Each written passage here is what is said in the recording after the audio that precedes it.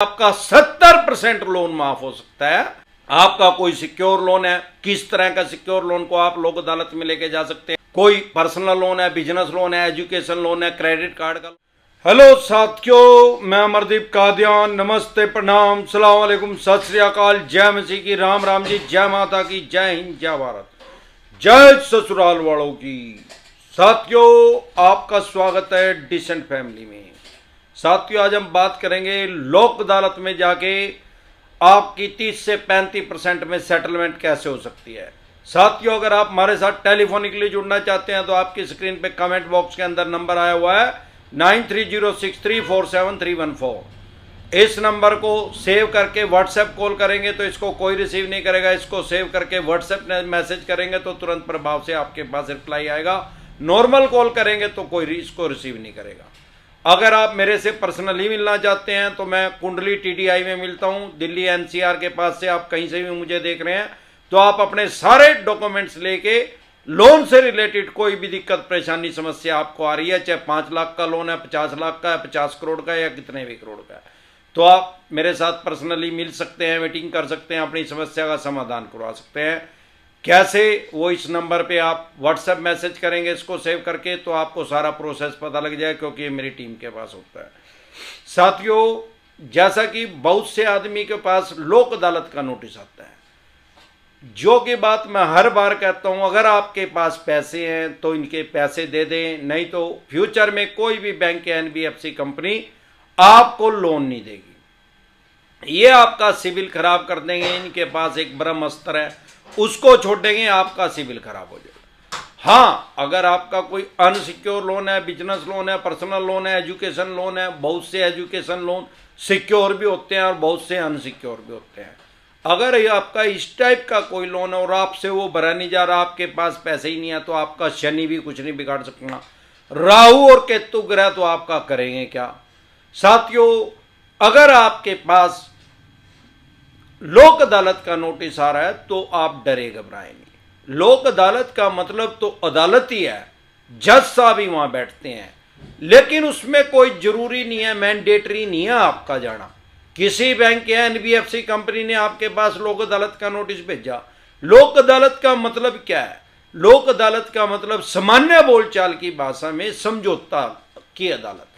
ये technical word use करते हैं और मैं उसको सामान्य बोलचाल की भाषा में बता देता हूं। यही कारण है कि हमारे देश में सबसे ज्यादा चैनल लोन से रिलेटेड जो वीडियो बना रहे हैं, सबसे ज्यादा चैनल अमरदीप कादियान का चला हुआ है, क्योंकि ये कुछ भी बोले मैं उसको सामान्य बोलचाल की भाषा में बता और समझा देता हूं।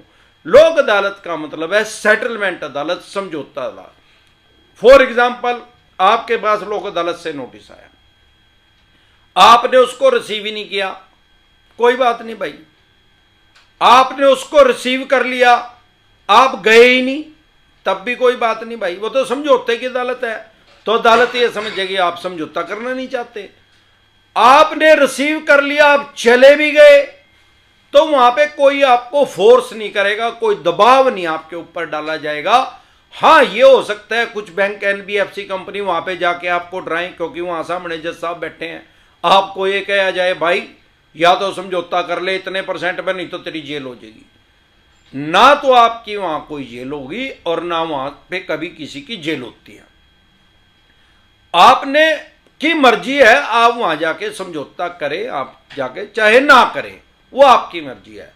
अब वहां हो सकता है वो आपको 80% में बोले भाई जितने पैसे आपने देने हैं भाई 80% दे दो, सेटलमेंट कर लो। लोक अदालत का सबसे बड़ा फायदा क्या है? लोक अदालत में जाके आपने सेटलमेंट कर ली, समझौता कर लिया, तो दुनिया सारे देश की किसी भी अदालत में उसको चैलेंज नहीं कर सकता। ना ही तो वो बैंक और एनबीएफसी कंपनी कर सकती, ना ही आप कर सकते। आप तो खुद से ही सेटलमेंट कर रहे हैं, तो आप तो क्या करेंगे? वो बैंक या एनबीएफसी कंपनी उसको चैलेंज नहीं कर सकती, क्योंकि लोक अदालत में ना किसी की हार होती है ना किसी की जीत होती है, कॉम्प्रोमाइज होता है, समझौता होता है वहां पे। अब यहां तक बात क्लियर होगी।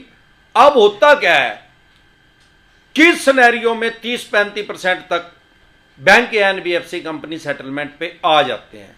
क्या कारण है भाई? सेटलमेंट तो सीधा हिसाब है, वही लगी फटने खरात लगी बटने। लोग कहते हैं लोन माफ हो गया। भाई लोन माफ नहीं होता, 20 रुपए का भी माफ नहीं होता। वही लगी फटने, खैरात लगी बटने। जितना ज्यादा किसी का ज्यादा टाइम बीत गया है, 1.5-2 साल हो गया उसने पैसे नहीं दिए, तो उतना ज्यादा उसको डिस्काउंट मिलेगा। स्वाभाविक बात है कि बैंक और एनबीएफसी कंपनी को ये लगेगा भाई ये पैसे तो मर गए, खत्म हो गए, तो मिलते नहीं। भागते चोर की लंगोटी से यार, चोर भाग रहा है, वो पकड़ा जान रहा, लंगोटी खींच लो उसकी, लंगोटी बांध लेंगे यार, और क्या करेंगे, सामान तो ले ही गया हो। ये चीज है। अब आप क्या खुद से भी लोक अदालत में जा सकते हैं? हां जा सकते हैं आप। लोक अदालत सबके लिए खुली है। आप भारत के नागरिक, आप भी लोक अदालत में जा सकते हैं। लोक अदालत में जाने का फायदा क्या है भाई? सबसे पहले तो वहां कोई कोर्ट फीस नहीं है। दूसरा, आपकी कोई वकील की फीस नहीं लगेगी, आपको कोई वकील करने की जरूरत नहीं, आप डायरेक्ट जाके वहां पेश हो जाओ। अब सवाल यह आता है कि सर लिखवाना क्या है? अरे भाई वहां कोर्ट में चले जाओ, वहां स्पेशलिस्ट हैं, टाइपिस्ट, आजकल तो कंप्यूटर आ गया, कंप्यूटर राइटर, वो लिख देंगे। उनका तो रोज का काम है, उसको अपनी समस्या बता दो, उसमें लिख देंगे। 100 रुपए लेंगे आपसे, 200 ले लेंगे, बस वही 200 रुपए लगे, जाकर उसमें पेश करो। तो पहला फायदा क्या हुआ? कोर्ट फीस नहीं लगी। दूसरा फायदा क्या हुआ? वकील की फीस नहीं लगी। और तीसरा और सबसे बड़ा फायदा, कोर्ट में अगर कोई आप सिविल का केस करेंगे, आपके ऊपर कोई करे, आप किसी के ऊपर करेंगे, तो भैया 35-40 साल लग जाए हमारे देश में लगभग। मान्य सुप्रीम कोर्ट तक जाते जाते, लोअर कोर्ट से केस स्टार्ट होएगा, सुप्रीम कोर्ट तक जाते जाते इतना टाइम लग जाएगा। इतने टाइम में आप भी हरिद्वार जा लोगे, और जिसने पैसे दिए कौन सा 99 साल जीवेगा भाई, वो भी हरिद्वार जा लेगा। उसमें क्या है? लोक अदालत में क्या है भाई? दिन के दिन फैसला आ जाए, 2 घंटे में फैसला आ जाए। मियां बीबी राजी, क्या करेगा काजी यार, दोनों ने सेटलमेंट कर ली, दोनों ने आपसी समझौता कर लिया, बैंक ने और आपने, या एनबीएफसी कंपनी और आपने, तो जज साहब उसको अलाउड कर देंगे, स्टैंप लगा देंगे, उस पर अपने साइन हो जाएंगे, बस जज साहब के। बस अब वो कहीं चैलेंज नहीं होगा, उतने पैसे दे दो। अब सवाल ये आता है कि सर मान लो 10 लाख रुपए का है और मेरा 3-3.5 लाख रुपए में सेटलमेंट हो गया, मेरे पास 3.5 भी नहीं है, तो कोई बात नहीं भाई, उसकी भी किस्त कर लेंगे। वो सेटलमेंट के टाइम पर कंडीशन रख देना, उसकी 3 किस्त भी कर लेंगे, उसकी 6 किस्त भी कर लेंगे। तो आपको यहां पे बहुत ज्यादा फायदा हो सकता है इस कोर्ट में जाने से, लोक अदालत में। अगर आपके पास नोटिस जा रहा है तो मैंने सारी क्लियर कर दिया है कि किस किस सिचुएशन में आपके पास नोटिस आ सकता है, या आपके पास नोटिस आ रहा है तो आपको क्या करना चाहिए। अब अगर आपका सिक्योर लोन है, क्या वो भी लोक अदालत में जा सकता है? अरे भाई जा तो सकता है, पर उसमें लोग जो सिक्योर लोन है उसमें सेटलमेंट बैंक करता नहीं है। एक सिनेरियो में बैंक कर लेता है भाई, बैंक ने लेने तो 1 करोड़ रुपए हैं, और जो प्रॉपर्टी आपने मॉर्गेज कर रखी उसकी कीमत ही 65 लाख रुपए है। अब बैंक का पैसा फंस गया ना, अब बैंक को पता है यार इसको बेचूंगा, खोपड़ा खराब करूंगा, सरफेसी एक्ट का नोटिस भेजूंगा, पहले तो एनपीए में डालना पड़ेगा, 3 महीने लगेंगे, उसके बाद 13(2) का नोटिस 2 महीने का टाइम देना पड़ेगा, 5 महीने हो गए, उसके बाद फिर 1 महीने का टाइम देना पड़ेगा, 13(4) का नोटिस भेजेंगे आपके पास सरफेसी एक्ट के तहत ही, 6 महीने हो गए, फिर डीसी साहब के पास जाना पड़ेगा परमिशन लेने के लिए, वो फिर उसको बिके ना बिके, 65 लाख की चीज है, बैंक बता दो लोग कबाड़ी के रेट में खरीदा, मार्केट रेट में, तो आम आदमी बैंक से प्रॉपर्टी खरीदता ही नहीं, वो तो कोई डीलर खरीदेंगे, कोई जिसको कागजों की समझ होगी वो खरीदेगा बैंक से। अब बैंक तो कबाड़ी के रेट में बिकेगी, बैंक ना लेने 1 करोड़ रुपए हैं। इस सिनेरियो में बैंक सेटलमेंट के ऑप्शन पे आ जाता है। अदरवाइज लेने बैंक ने 65 लाख रुपए हैं और आपने 1 करोड़ रुपए की आपकी प्रॉपर्टी है, तो बैंक क्यों लेगा भाई? वो तो लेगा ही नहीं। क्यों?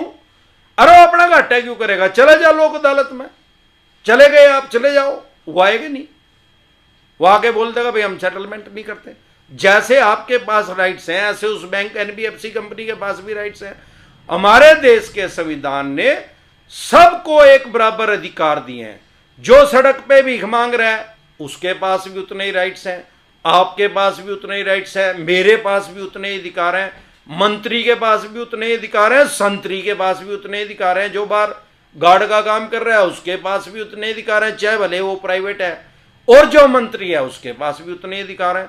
हमारे देश में डेमोक्रेसी है, वर्ल्ड की सबसे बड़ी, दुनिया का सबसे बड़ा लोकतंत्र है। अगर लोन नहीं भी दिया जा रहा है तो ऐसा नहीं है कि आपके साथ कोई गाली गलौज कर सकता है, ऊंची आवाज में बात कर सकता है, चिल्ला चिल्ली कर सकता है, तू तड़ाक कर सकता है, आपके यार प्यारे रिश्तेदारों के पास फोन कर सकता है, या आपके मोहल्ले पड़ोस में लोगों को बता सकता है, या जबरदस्ती आपके घर में आगे बैठ सकता है कि भाई मैं तो 4 घंटे जानता ही नहीं, मैं तो शाम तक जाता ही नहीं। ऐसे इनके पास कोई राइट्स, कोई अधिकार नहीं है।